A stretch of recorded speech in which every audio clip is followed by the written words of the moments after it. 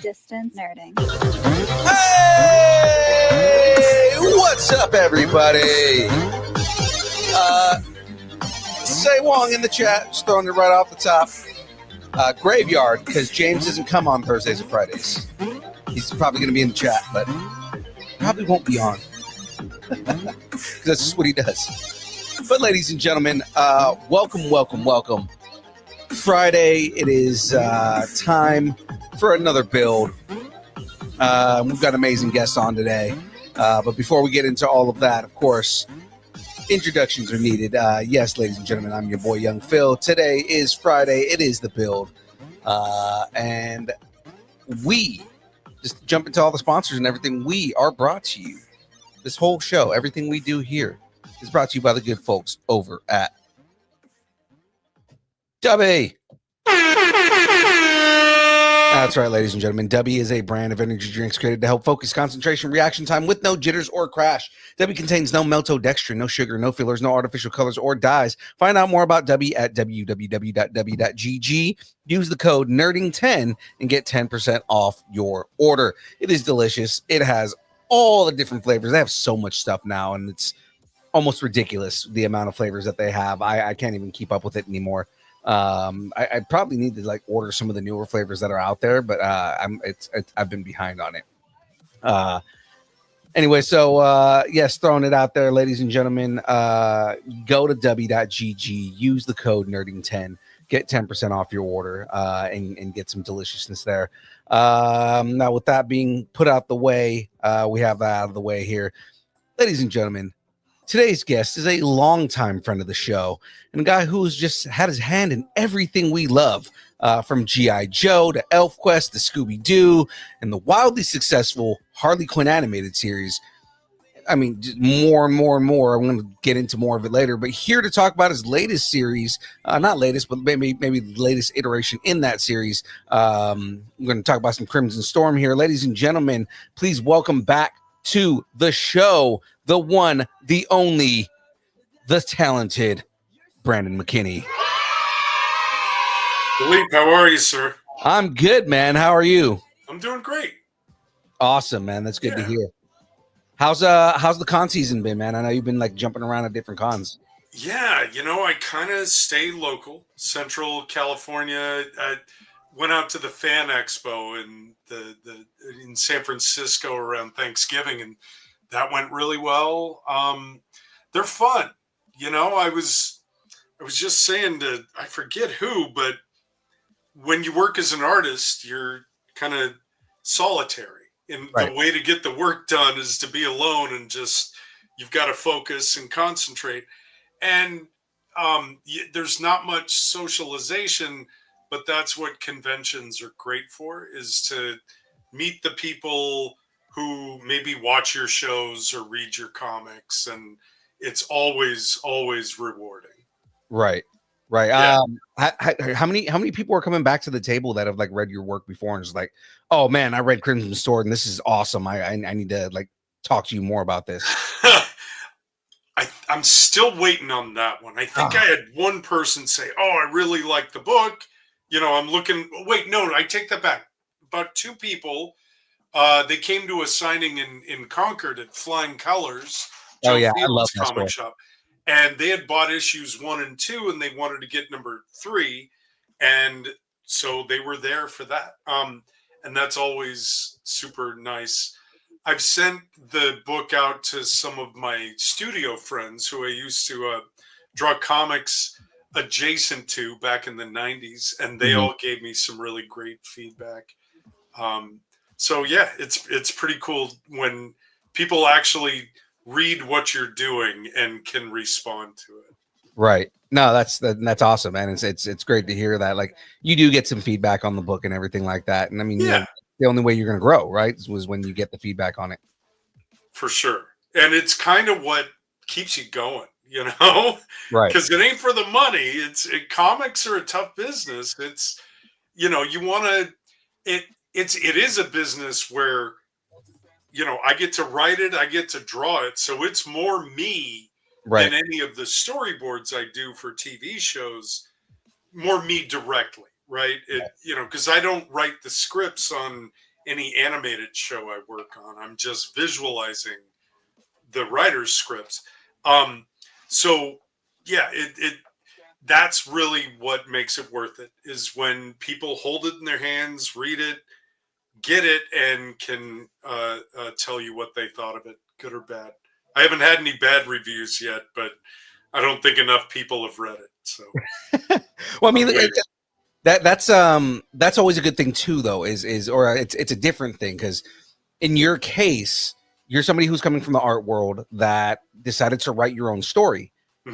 And you kind of have like full creative freedom on this, whereas like, typically in a comic book you have somebody who would write the script and then somebody else would draw it, somebody else would color it, all that. You're kind of doing everything with all of this. Well, so it's interesting you mentioned that. Some of my favorite comics were by creators who both wrote and drew for Marvel.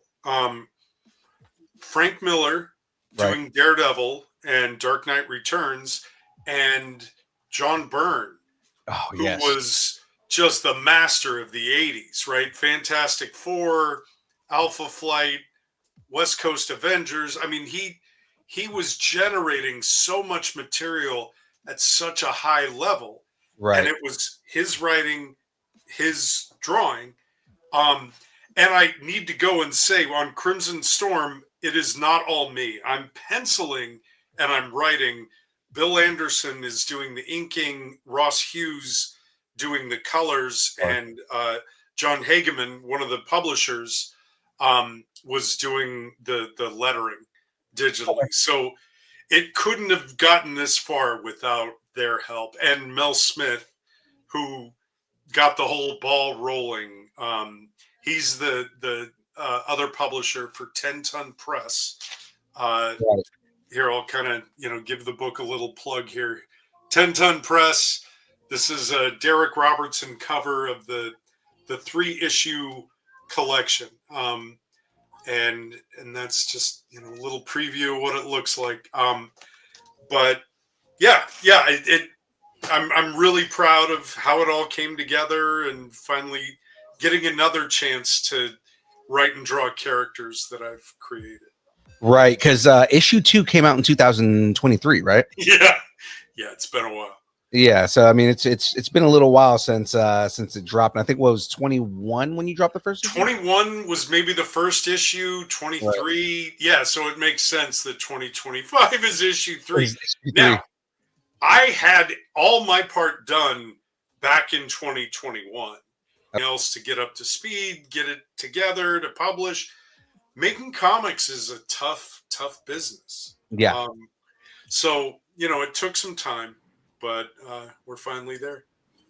Absolutely, man. I mean, I kind of skipped over a whole bunch of questions, but now that we're at where we're at, I have to ask this, right? Yeah. How many issues do you have planned for the series? I know most usually have everything planned out ahead of time. You know how many books you're going to do. Unless you're doing it by the seat of your pants, which is the rare thing. But I mean, no, I hate when people do it that way. You want to have an ending in mind, right? And I do, story, because then you know how to tell everything in between. Right. You want to set things up that'll pay off later. It's funny. My wife and I are watching on Apple Plus the show Severance. Do you guys watch that? Yes. We were trying to speculate. Like, there's so much weird, cool stuff going on. I don't think they're making it up as they go. No, absolutely not. It's definitely a pre-planned out story, and that's the thing. Is that the better stories tend to be the ones that go out that way. Yes, right. Mm-hmm. And one show I loved 20 years ago was Lost, but even the creators said, some of it we were making up as we went along. Right. And some of the payoff was amazing, and it took the world by storm. But if anything, it taught creators a lesson: know where you're going to end up. Right. Because I mean, the best part of that entire show was that it was a dog's dream, right? That it was a what? It was a dog's dream. Right. That super cut that someone made of Jack and the dog laying there, and then just the golden retriever waking up from a dream was the perfect ending that they could never play. Perfect. So going back to Crimson Storm, I have 3 issues done. I have 12 issues I want to do before I leave this mortal coil, before my time is done. Right. I have outlined what I would like to happen in each issue. This is a story I've had in my head and written notes for the last, I hate to say it, 3 decades. It's been a while gestating. And again, like I say, comics are hard. I got to do the jobs that pay the bills. Right. But, Mel Smith and John Hageman gave me the chance and gave me a little bit of seed money to bring these 3 issues to fruition, and super happy about that. Yeah. So, I mean, again, you're kind of leading into a question I already set up here, but so where did the inspiration for the story come from? I mean, it's a government-sponsored superhero navigating her powers in politics, and and that, I mean, that can be a really complicated sea to navigate. And as far as like writing and the way you tell that story, the way you keep it relevant, things like that. So, where again, given that it was, you're saying that it's like a 30-year-old story, and I know it takes place in like the 90s too. So, what was the impetus? Like, kind of, what were you sitting? What were you doing? You were just sitting there, and you're just like, oh man, this would make a good story. Okay, so I can tell you the character, Dawn McGregor, has these powers. She has red hair. She can make air burn or explode, right? Mm-hmm. The first name that I had for her was Red Dawn.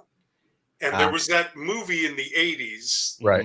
Patrick Swayze and all the, hot young stars. The movie title was so great. I'm like, that's an awesome superhero name. So I created her look and her hair color and her powers kind of based on that name. Within a short time, I realized, I can't just make up a superhero or go anywhere with it if I'm ripping off the name from a pretty well-known movie. So in the 90s, I was going to college at UCLA, and I was an art major. And there was a course you could take called an independent study, where you basically proposed the project you wanted to do. And I proposed, let me write and draw 24 pages of a comic book. And the professor let me do it. And I did it. And so this is early 90s. And it was real close to when the United States was invading Iraq. Politics, military, we're kind of top of the news cycle. I was still very young, so I was just starting to understand them. But I wanted to make Dawn not just a beautiful redhead superhero, that can blow stuff up. I wanted her to kind of become the government's public relations tool because she's so beautiful and can have all these shiny, great powers. But as kind of a dark side, there are other politicians who want to use her powers covertly.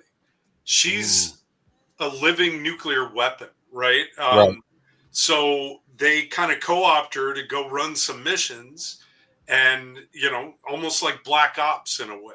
Right. Take out this whole, rebel stronghold in Central America and blow up their munitions. Oops, you accidentally killed a couple hundred civilians. Well, don't worry, we'll cover that up. And so, thinking about it more and more over the decades, it got a little more advanced. I moved the timeline up a bit to include 9/11. So it's kind of an alternate history.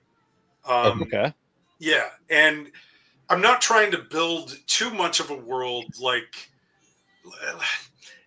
I'm not as concerned with what are all the other superheroes in this world. I really want to focus on her, but there are other superheroes. Most of them are sponsored by the government, and I'm going to work through that when I get to the other issues. But Right. So I hope that answers the question. I tried to touch on where the name came from, what it got changed to, Crimson Storm, where the inspiration came from, and so it's basically a superhero story mixed with world politics as well. Right.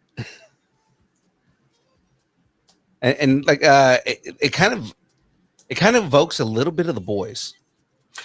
Right. So my only claim to fame is I swear to you, I had you had it before them. Yeah, no, I know that.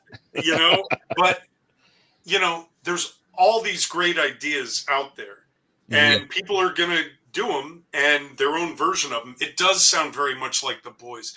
Where I would say mine is slightly different is The Boys deals with business and corporations taking over superheroes. Right. Mine is more, what if the government kind of took it and ran it for its own means, but very, very similar concepts in that way. Yeah. Almost feeling like the whole PR aspect is very like Starlight like. 100%. No, there's definitely correlations in there. I could, maybe on the next collection, I'm gonna scan and put in the original comic I drew in 1991. In fact, some of that those pages I actually put into this graphic novel. I kind of reused them. These were pages I drew 30 years ago with kind of an ink wash, and I was trying a new technique. It's the story of her, going down to that Central American country and kind of raising hell, as if it were told by the locals there. So she's kind of presented like a demon, so it was nice to be able to kind of recycle some old artwork that still holds up. That's actually a really cool concept to do it like from the perspective of the people who are being attacked. Yeah. Right. And what legends and what stories would come from this event on their end too. 100%. I tell you, the younger you are, sometimes the more experimental you'll get, the more chances you'll take. And I'm so glad I was basically a kid when I thought up that idea and pulled it off. I don't know if I would have thought that up now, and so, yeah, it worked out really great. Yeah, no, that's absolutely awesome, man. Yeah. I love the style of her costume too. Thank you. So a lot of the inspiration came from in the 80s when I was reading comics. All the red-headed, fire-powered heroines, starting with Jean Grey's Phoenix, right? Right. That's where her Crimson Storm sashes come from.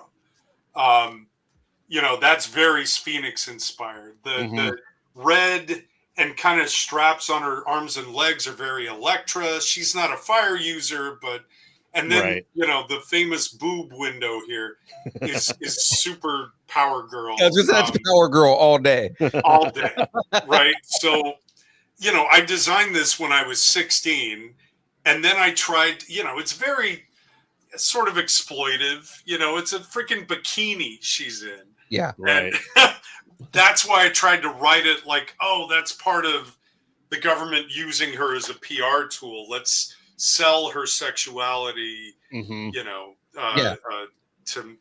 Firestar. Thank you, James. Firestar was another huge inspiration. Starfire from the Teen Titans was another one. So with the name Red Dawn, I wanted to do my own version and then changed it to Crimson Storm. I mean, the way she looks, I think Scott Summers would wait about 3 hours after Jean dies for the 10th time to go to her. Right. and then have another child that he abandons at some point. Right. Messed up family tree. That's Summers' line. It's funny because it's been like, the running joke on this show because we did a bracket that was secondary mutations, best secondary mutations.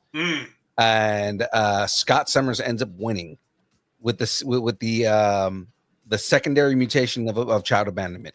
Right. Yeah.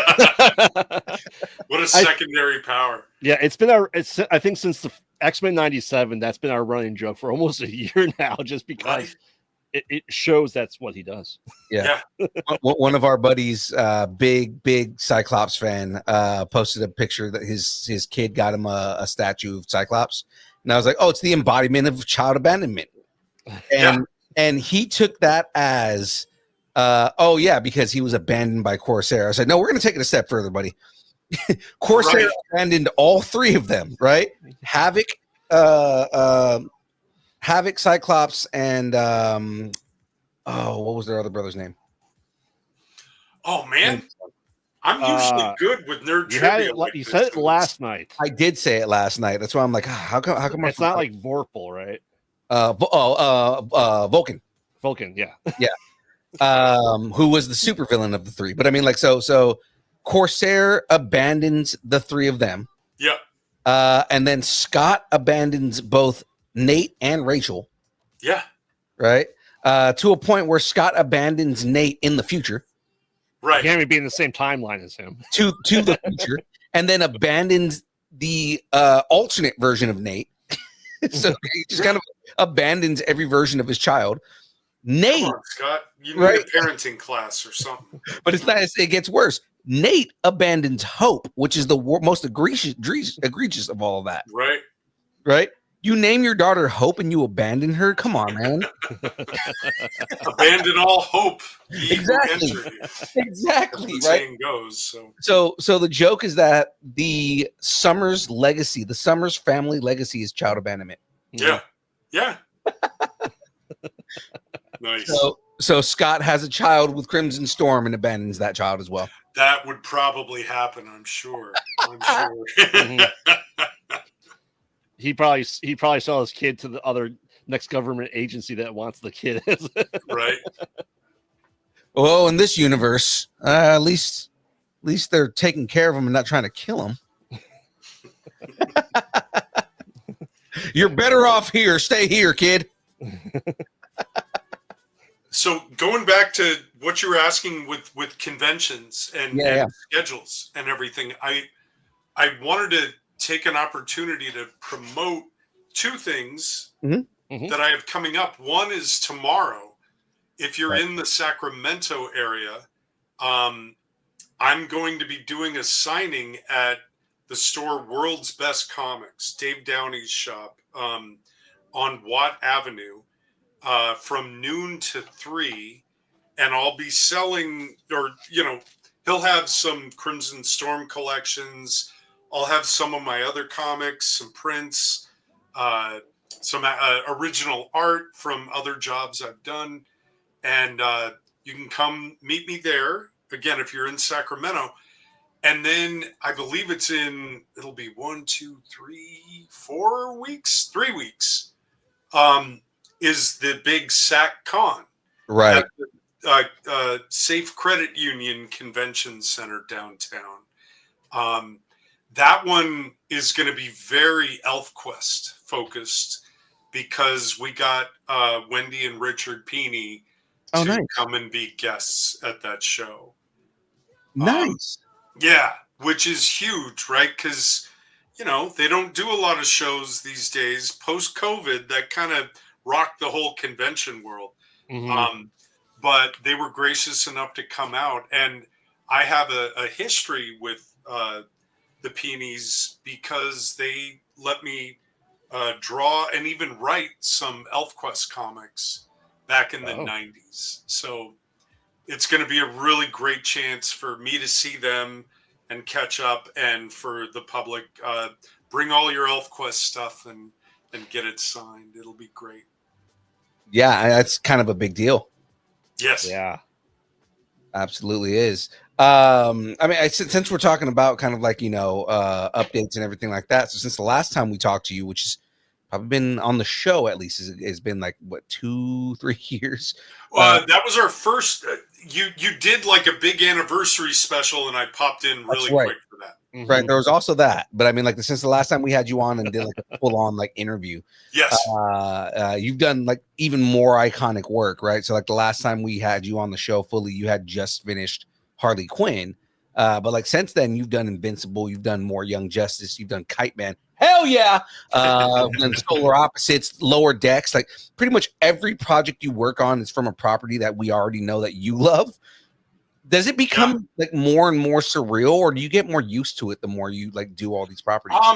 One thing I try to do is never take for granted the fact that I get to contribute in some small way to these major intellectual properties, right? Yeah. I've been super, super fortunate throughout my career to have done a little bit of something on a lot of things. You know, one of my very first comic jobs was drawing Child's Play comics with Chucky, the killer doll, right? Right. You mean that guy right there? That guy right there. That's awesome. That's awesome. So there was that. I've been able to work on a lot of Star Wars stuff. I've even been able to go to the Skywalker Ranch and use their reference there. That was mind-blowing growing up a Star Wars nerd. Star Trek, you know, just when I started working on Lower Decks, I didn't realize how much nerd Star Trek trivia I knew. And so that was just a thrill to get to work on that. Godzilla comics in the 90s. I grew up reading ElfQuest when I was a preteen, and then a decade later to get to help draw it was amazing. So, you know, so many things. All the DC properties. I've drawn multiple iterations of Batman and Joker, and, you know, mostly one iteration of Harley Quinn. And I know I am really, really fortunate. And I try to never take it for granted. Like, oh, it's just a job. No, I'm getting to make up scenes from these great shows that people get to see. And I'm one of many people storyboarding, but I want to give it my all and do my best work. Now, I have to ask, because Phil knows I ask this question on a show I do, is if someone was knocking on your door and they said, what would be the ideal property that you haven't actually worked in yet that you just would just go insane to do? Oh, man. That is a great question. And it's just hard because he's worked on everything. I know. I mentioned it at the top of the show. Like G.I. Joe, Scooby Doo, right? And, you know, Invincible. You know, just a little bit on that, which is huge right now.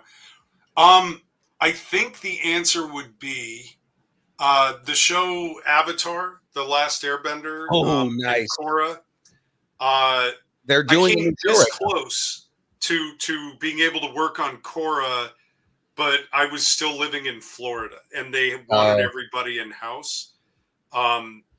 Because I'd worked with one of the main directors on the show, and so, you know, at the same time, I'm okay. I've gotten to work on so many great things. I'll just watch Avatar and Korra, and they just announced a new series that's coming out. Right, the next Avatar. So whoever, it's the next Avatar after Korra. Yes, which is going to be Earthbender. So I'll just watch it like a fan and love the heck out of it, you know. But if I could have a chance to contribute a little bit, that'd be amazing. I think where I'd most want to do just one issue of something is there are three characters that mean a lot to me in superhero comics. Mm-hmm. You got Superman, right? If I could just draw one issue of Superman, you know, that would be amazing. Captain America and Spider-Man. And the closest I ever came to that was I worked for Marvel very peripherally briefly in the 90s. I got to draw like 12 pages of a Marvel team-up annual in the early 90s when Spider-Man was still Ben Reilly and Tony Stark was a teenager, and all the Avengers were wearing their weird, jacket outfits with pockets. But it was a story. It was Spider-Man and the Avengers teaming up. Mhm. But the story was written by George Perez, who Nice. was one of my favorite artists growing up, drawing the Teen Titans, and he was a heck of a writer too. And so I did get to technically draw Spider-Man in comics, but it wasn't Peter Parker. It was the Ben clone and all that. So Right. that's my long answer to your question there, Graveyard. Thanks for technically Scarlet Spider, but I mean that's fine. We're okay with that. I mean, Right. genetically still Peter Parker. Right, because he ended up being a clone, right? Right. You know what? I got to draw the eyes and the webs, and I'm not, gonna die going, oh man, I never drew Spider-Man. I drew a Spider-Man in the comics, so it counts. Mm-hmm. I mean, you technically drew Superman, but I mean that was for a TV show and not for. You know what? I'm thrilled about that. Yeah. I got to draw Superman in a lot of different storyboard iterations, and in a way, getting to draw characters in storyboards almost is a little better than comics. In comics, you do maybe 100, 120 drawings for an entire issue. Right? So you have to really pick the moments you're going to draw. In storyboards, you get a lot of drawings. You're kind of doing the key animation so you can make the characters perform. Right. And act with their faces, with their body language. And so I have been able to draw Superman, Batman, Wonder Woman, Flash, all the Justice League. Yeah. And I mean, you've done Justice League Unlimited. You've done DC superheroes. You've obviously Harley Quinn. Superman was in Harley Quinn, so was Wonder Woman. Just like the amount of shows that you've done that are iconic shows where you've done storyboards for those. So it's like, yeah. So that's another reason why the question is so difficult. Is I mean, there's very little I haven't gotten to draw, and it's just I've been very, very fortunate throughout my life. Right. And then I was gonna say, then different versions of those characters with Injustice and doing Deathstroke and all that. I mean, dude, right? The stuff that you've done is like, yeah. I based on your art style, I would love, and knowing that you did Child's Play comics, I'd love to see you enter the Army of Darkness franchise. Drawing Ash and some zombies would be freaking awesome. I love that movie and Evil Dead, and we may need to commission a Brandon McKinney original. He's saying that because my son was born on Bruce Campbell's birthday, and his name is Ash. No way. Yeah. Oh, that's so cool. I have a Sacramento Bruce Campbell story. He wrote a book about 20 odd years ago, and he did a book signing tour. And one of his stops was at the Crest Theater. Oh yeah, here in Sacramento. And I did a drawing of him as Ash, got him to sign my book, and gifted him the art. And he was super nice, and that was cool. So, yeah, I kind of fanboyed out on him a little bit. I said I'm mildly obsessed with Bruce Campbell. So, James, by the way, shout out to James. Wish you were here, bud. He's asking, what were some of your toughest projects over the years, and why toughest? Well, what have been my toughest? Shows that are for kindergartners or preschool age. Oh yeah. Which you have a lot of that on. Not my jam. My kids were great when they were that age, and I loved drawing for them, but it never worked out where I had a job on a show like that was for younger viewers for very long. My thing is kind of the adult animation, the brutal fights, the blood, the craziness. Not to say I never would. try it, but those tended to be trickier for me. Those kind of projects. I'm trying to think what else. I don't want to name shows. There was, all I will say is I did one episode of one show and I did not get the vibe of it. And I had to pitch the board like old school, like click through the panels and do the voices. And like an idiot, I had stayed up all night the night before. So I was strung out as hell. And I didn't realize this was how it would be presented in front of a room of 20 people. And I did not get asked back to do more after that. And it was okay. I had other work going at the same time, but that ended up being a very tough process. I'd overextended myself at the time. So. Yeah. Yeah. James asking, who's your favorite cousin and why is it Ben? Right. Every time we talk to you, there's always a question about Ben. Ben Perry. Yeah. James and Ben grew up together in Santa Rosa, and my family would go visit his every year at Thanksgiving, and I got to know James when he was just a young lad, and here we are decades later, and still hanging out in the nerd culture world. Right, because I remember that was the very, very, very first time when we interviewed you with Hardly Heroes. I remember that one caught you off guard because you were just like, well, I asked something about it was something about a prank that you pulled on Ben and why Ben was still upset about it, and you're like, wait, what? Yeah, I don't. My memory stinks, like, you know, and so I had no clue what you were talking about. You know, I think I partied too much in college or something and it burned some brain cells, but no, that was great. Was that the interview at the Funko Pop store? Yeah. Yeah. At The one that's lost in time forever, I think. Yeah, now it is. They well, they went online, so they're still selling stuff online, but they're just no longer. No, sorry, I meant our interview. Oh, that Didn't interview? something happen Yeah. with the tape? Yeah, that interview, man.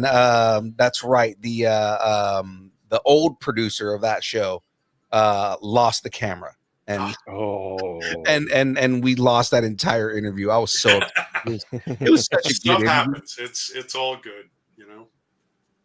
Another James question here. You've been in the industry so long. What has it been like going from beginning artists to being a mentor and supporter of other artists, like for people like Chris Marinan and James McKuna? Let me see. Going from a beginner, Chris Marinan has done just fine without me. We're more peers than anything else. Probably now, but like Chris, we interviewed Chris in Oregon, and James is mentioning that he specifically said that you were one of his mentors coming up. What? Yeah. No, I find that hard to believe. We're of a similar age, and I remember going to visit Chris Marinan when he shared a studio with a few other artists, including Eric Larson of Savage Dragon fame, in San Francisco. I was 16, and he was there drawing comics. So I considered him a mentor, you know, somebody I look up to. And that's so kind. Chris is awesome. You know, we're kind of running the same convention circuit now. I just saw him in Stockton a couple of weeks ago, and we worked together on a comic book we did for the San Francisco Giants. I remember that. Yeah, was really, really cool. And yeah, Chris is fantastic. But going, you know, when you draw when you're a kid, there's always the dream of, I'm gonna make this my job, and somehow it worked out, right? And it happened because I had good friends that supported me.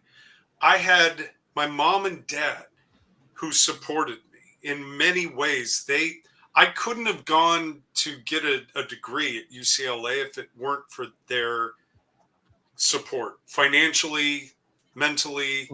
And then, as happens with a lot of college students even today, getting a job right out of school ain't always easy. So they let me live with them for a year or so after. I kept working hard and I got going in comics and was able to support myself. But I don't know if I could have done that without their help. It took, some self-motivation, the constant drive to keep drawing, keep learning, keep improving, and keep meeting deadlines and working hard. Yeah. Trying for a little while, I was taking work for granted. And then and then I realized, oh, this is stupid. I can't take anything for granted. I need to appreciate every job I get and try to do the best job I can. And because you never know what the next job will be, if it's going to come at all. I was also lucky to be born when I was. Yeah. It was a lot easier to make a living in comics in the 80s, 90s, and early 2000s than it is now. I'm very grateful that by going to college, I learned about animation, and then I was able to transition from primarily comics to primarily animation, which a lot of things are related to each other. Drawing storyboards is very similar to drawing comics. They're all sequential art. That's a whole other podcast. But, so I think it's the jobs where you can make a living drawing pictures are fewer and further between now than they were years ago. Yeah. Another podcast topic is AI and it kind of taking over many art jobs. And it's really, really a bummer. Especially since the art they're creating is partially stolen from hundreds, if not thousands, of other artists' work that put their material online. So yeah, for sure. Speaking of early Brandon McKinney work, when are we getting a full-fledged Chainsaw Bob cartoon on Adult? Oh man, you know what? I have a whole. I'm still. I want to pitch it as a show for Adult Swim. It needs to happen, man. I've created a ton of artwork, and it's weird. It's kind of like how do you break into the comics business? Well, everybody did it their own way. And once you go through a door, that door closes. And you have to find another way in. Same kind of goes for pitching an animated show. I don't know where to go and who to pitch it to. And every time I try, it hasn't quite worked out, or I'm too busy focusing on the job I have and paying my bills. But that's another bucket list goal is to hopefully get Chainsaw Bob made as an animated series for 3 seasons.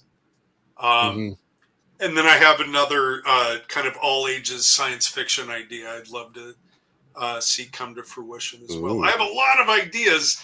It's hard to get them made. So, there it is. Look at that. Wow. Nice. That's awesome. What? Is that on eBay? Yeah, somebody selling it on eBay. That's amazing. And it's Pop King. Yeah. Jeez, I forgot I sold that. Yeah. Chainsaw Bob and the cult classic Brandon McKinney key. Right? God, we need a full-on Adult Swim cartoon of Chainsaw Bob. Like, it would be so amazing to see that. That one's another storyline I've had years to think through and develop in my head. And I have a really great 3-season arc that I think people would really enjoy. So I hope I get a chance someday. Yeah. Now, you may have answered this earlier, but with Crimson Storm, with your work that you've done on animated and live action shows and storyboard, do you see Crimson Storm becoming like an Invincible style show or more like a boys style show? That's interesting. because some shows are best in certain formats. Some things are best as comics. Right. Let me take Watchmen, for example. Best comic book ever made, ever.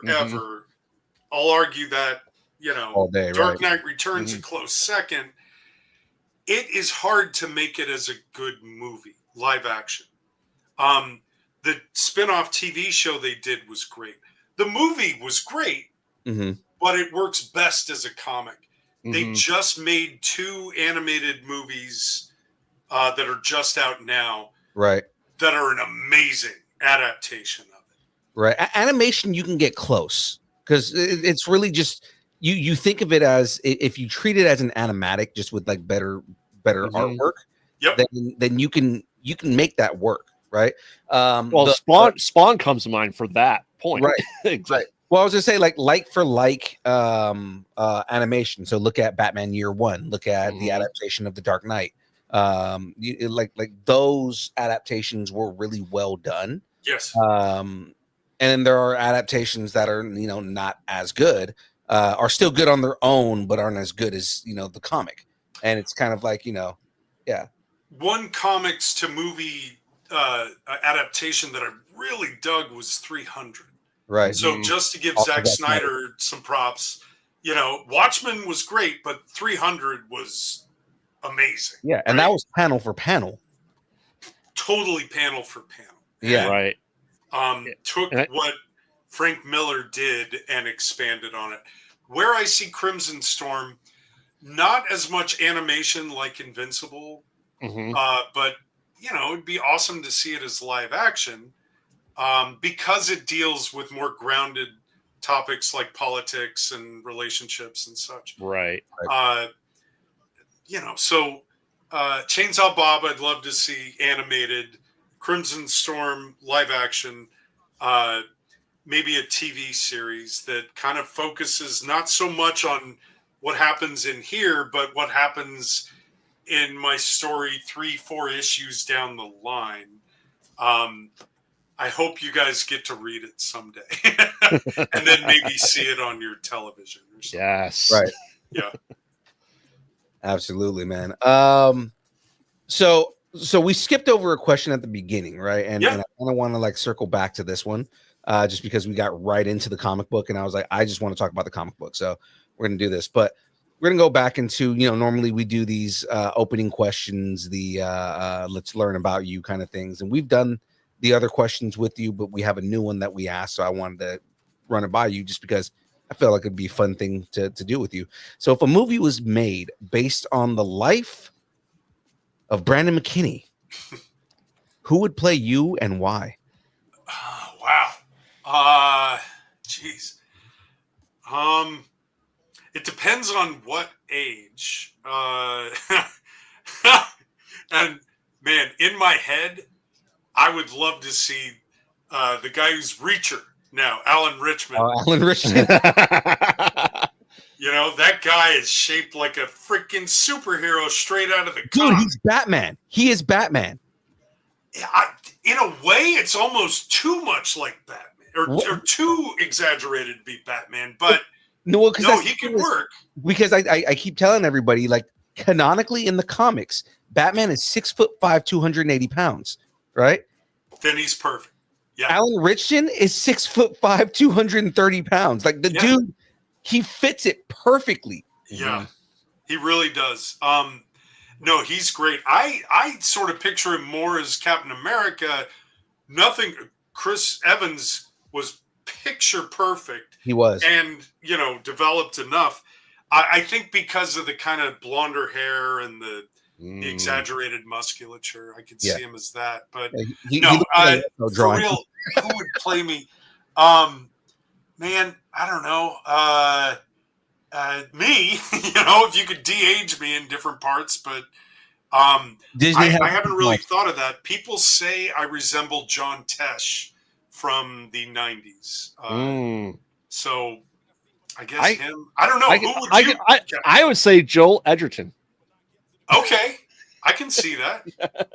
Yeah, the dude, what was that Apple show he was just in? with the different realities when you go into the box, and then Uh, anyway, I know who you're talking about. Yeah. Began with a P, right? It's Perception or escaping me. It perseverance? was so good, but the Perseverance or name, something like that. yeah. Anyway, Yeah. Joel Edgerton would be awesome. He was just in. God, what was that movie on Netflix that he was just in? He's everywhere. Yeah, he really is. He was Uncle Owen in the prequels and Yes, right. the He Obi-Wan was. Kenobi series. Yeah, Was it Dark Matter you're talking about? Dark Matter. That's Okay. it. Yep. Yeah, good call. Yeah, that's. I can see that. That works. So jumping back down because we're gonna get into these wrap up questions here. Yeah. Again, some of these we've asked you in the past before, so I'm gonna kind of jump into some different ones here. I've probably forgotten how I answered, so feel free to ask them again. Okay, so then, what's your favorite kind of taco? Oof. Favorite kind of taco would be just classic ground beef, hard shell, sour cream, cheese, maybe some Cholula on top of it. Nice. Yeah. What where do you get your tacos from? Well, that is a good question. Some of the best tacos I had were not ground beef and hard shell. When I lived in Los Angeles, there were taco trucks all over the place. Yeah. And they made some amazing street tacos. So of a street taco, I'd probably have to do a chorizo or just steak, little mini tacos. Got an asada? Okay. Yeah. All right, we'll take that all day. I'm gonna throw this. This is 100% a graveyard question, but we know you're into horror, so we got to do this. What is the worst horror movie franchise? I'm very interested. That's interesting. So I'm passingly familiar with a lot of them, and it's weird because Friday the 13th has had a few good moments, but as a whole, and it kind of started the whole thing. So, but if you look at the entire, how many are there? 10, 11, 12?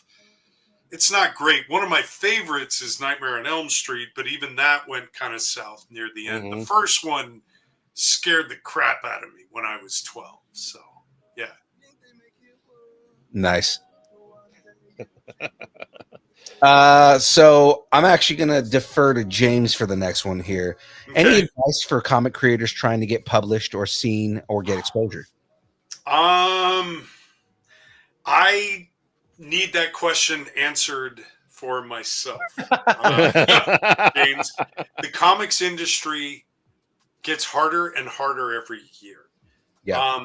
You guys may have reported on news that one of the bigger distributors, especially for independent comics, Diamond Distribution, has gone bankrupt. And oh, wow. They used to put together solicitation magazines to send to stores so they could order books. And if they're out of business, how are independent creators going to get their books into comic shops?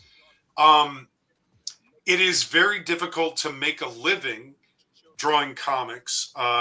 They're a lot of work, and there are very few people who will pay a living wage for you to do them. Right. I am looking into Kickstarter as a new method to directly market books to fans. And actually, thank you for bringing that up, James, because this book will soon be a Kickstarter. It did not get well ordered by comic stores, but I'm going to eventually have it where you can order it direct through Kickstarter with a lot of extras that are going to be fantastic. And if it goes well, then I can afford to make issues 4, 5, 6, all the way through to 12 Yeah. total issues. And we will continue to promote and push your Kickstarters and things like that if you start I doing. would love that. When the campaign is ready to launch, I'd love to come back on. Absolutely. Yeah. We're always willing to help our friends out there. And you're not just a just a comic creator we know. Like, you're actually a friend. So we will 100% support anything you do. Man. That's super nice. And feeling is mutual. Awesome. So we're gonna jump into the question that originated with the Brandon McKinney interview that is now a staple on our show. Right? What is that? The who would win in a fight. Okay. Right? I love it. To this day, I still tell people what that very first time that I wrote that question and how much it caught you off guard. Yeah. Because I asked Aquaman or Namor the Submariner. Right. And this is before Namor was like, in a movie and, before he was, now he's kind of mainstream, but like, it was before any of that. Like nobody knew who Namor was. And I just go, who wins in a fight, Namor or Aquaman? You're like, oh, what? One-on-one, or do they have their armies? So like, shit, give me both. Right. And I remember, I need to go back and listen to what my answer sounded like. Oh, I remember the answer. Remember, that interview is gone.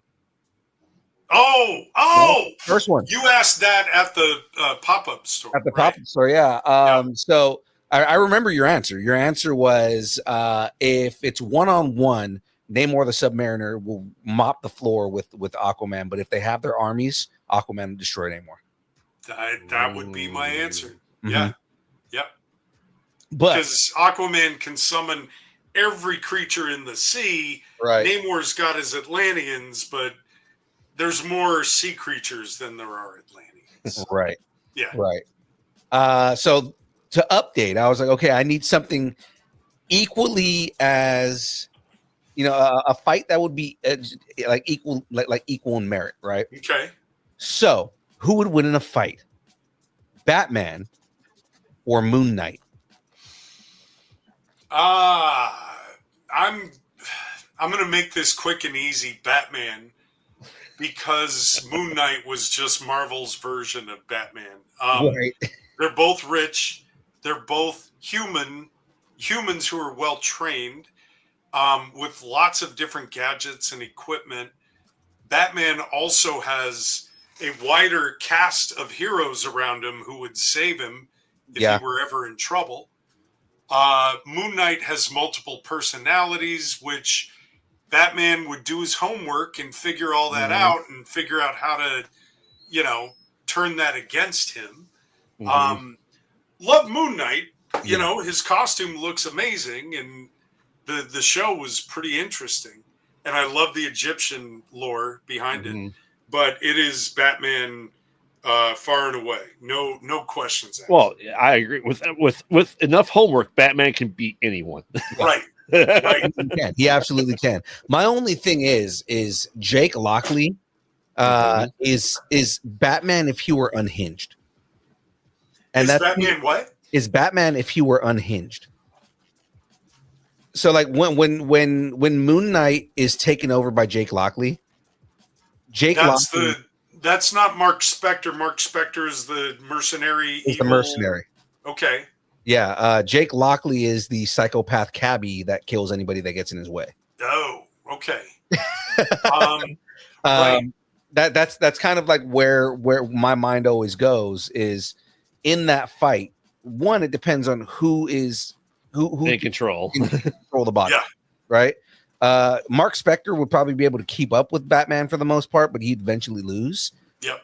Jake Lockley is Batman if he were unhinged. So it's just basically like, if there were no moral qualms about anything and you were just willing to kill everybody, that's Jake Lockley. Okay. Would Jake Lockley just pull out a gun and shoot it at Batman? He potentially might. Jake Lockley's freaking crazy. Yeah. So the other answer to all that is who's writing it and who's publishing the story. That's true. Who do we need to win? That was always a big conflict when Marvel and DC would do like a Batman meets Punisher comic, Yeah. or Superman meets Spider-Man. Yeah. Are they fighting each other? Who comes out ahead? And, do they become friends? What happens? But I'm more inclined to Batman, and Batman. this also relates to something they've announced that they're adapting the 90s Batman series Nightfall into animated movies. Yes. Are they? Yeah, they are. They announced that. We talked about it a couple weeks ago. Okay. Yeah. So that. We're going to show Bane as he was in the comics, like brutal. Oh, mean. yes. I believe it's the first time Azrael will be seen in animation. Yeah, because he's been live action. He's been in the video games. He's been in the video games. Where live action? He was in Gotham. Oh, okay. Not real Batman. I don't love Gotham. I've never seen it, but that's why you see me like. right. They were doing kind of alt versions of everybody. Yeah, but they did Azrael, and everything in that show was. It's basically Gotham as if Batman weren't there because Batman's a 10-year-old kid. Right. Which is dumb because half of those characters don't exist if Batman isn't there. Yeah. Right. Exactly. So I never bought the premise of that show unless they were going to do an adaptation to GCPD. Which is what I wanted. That's what I was hoping it was going to be. Yeah. I was hoping that they were going to base that entire series on the Commissioner Gordon comics. That would have been amazing. You know, Batman's swinging off in the distance. That's all you got to see. Then you deal with the aftermath.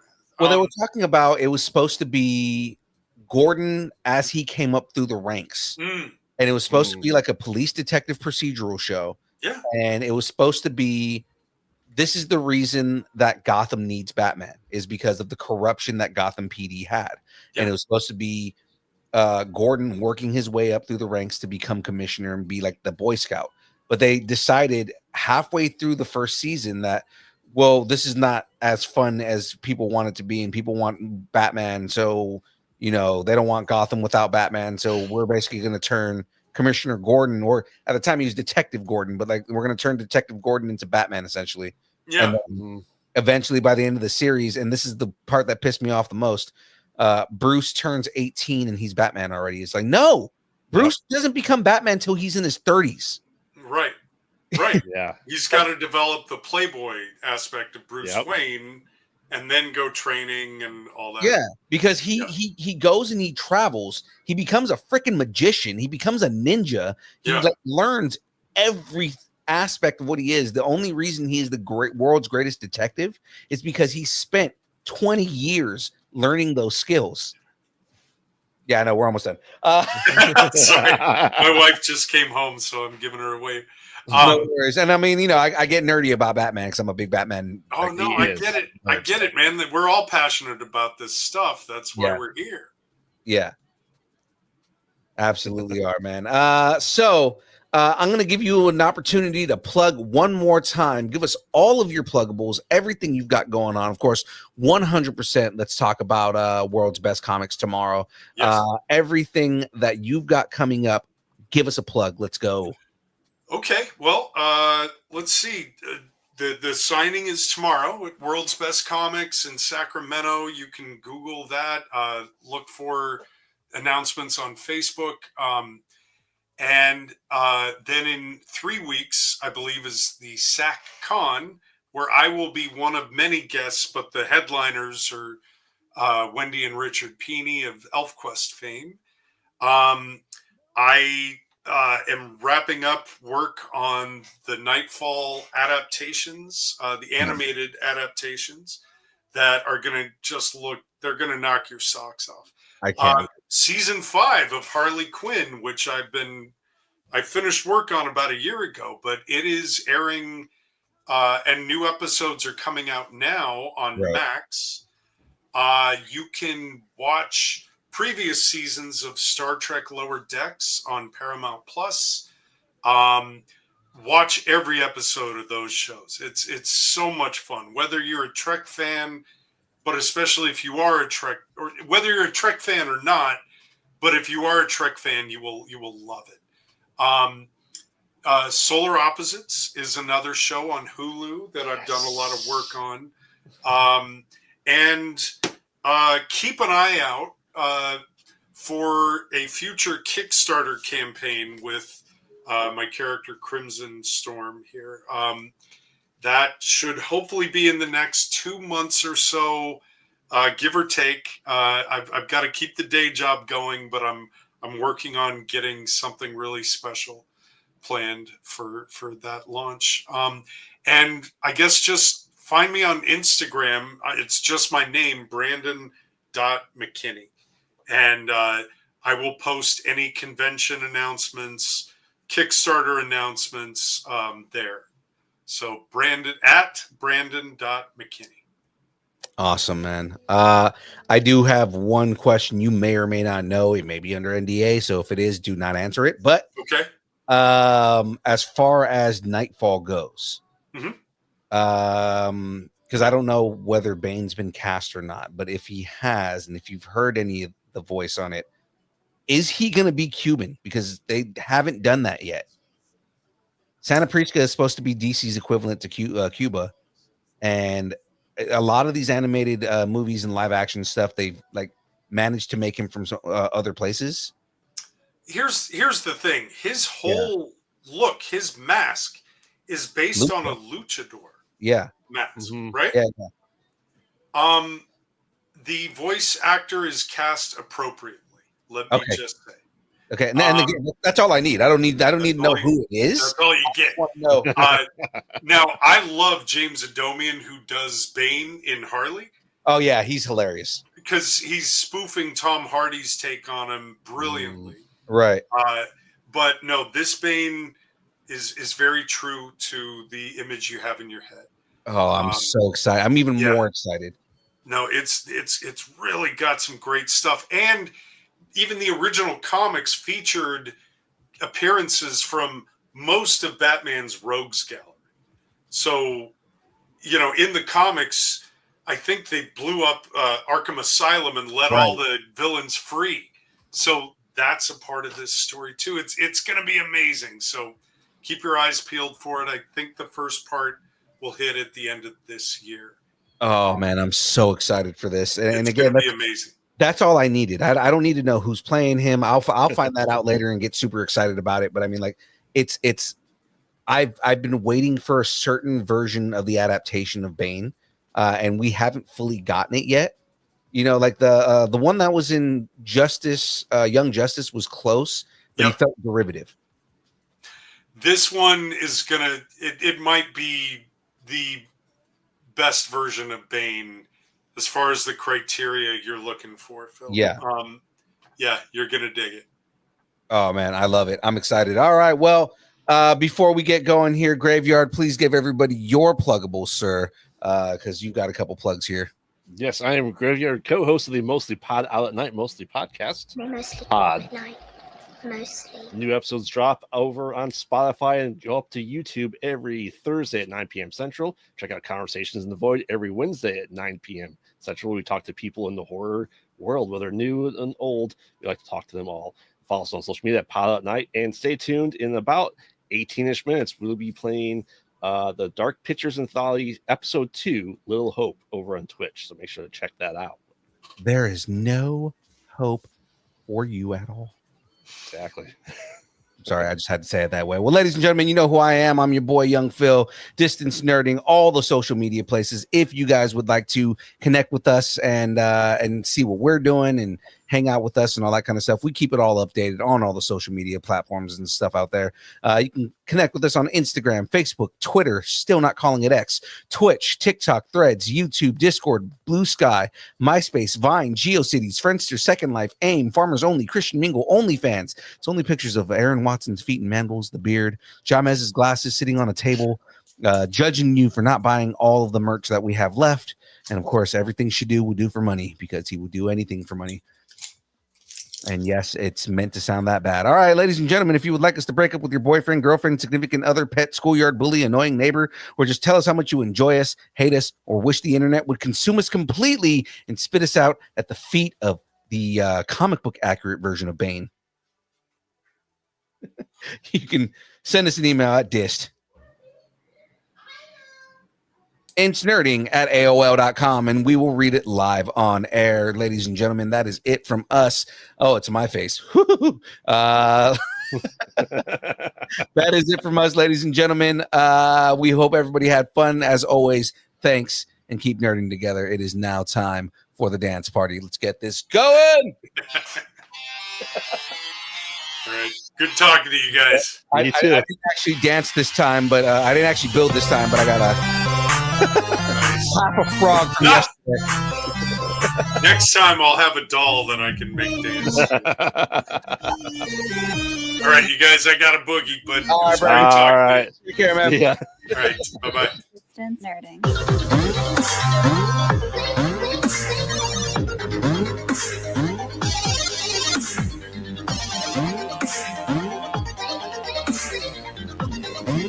What about hat? I saw Deadpool got one. What Deadpool got a hat? That's a good question. Lego Mario time. Let's go.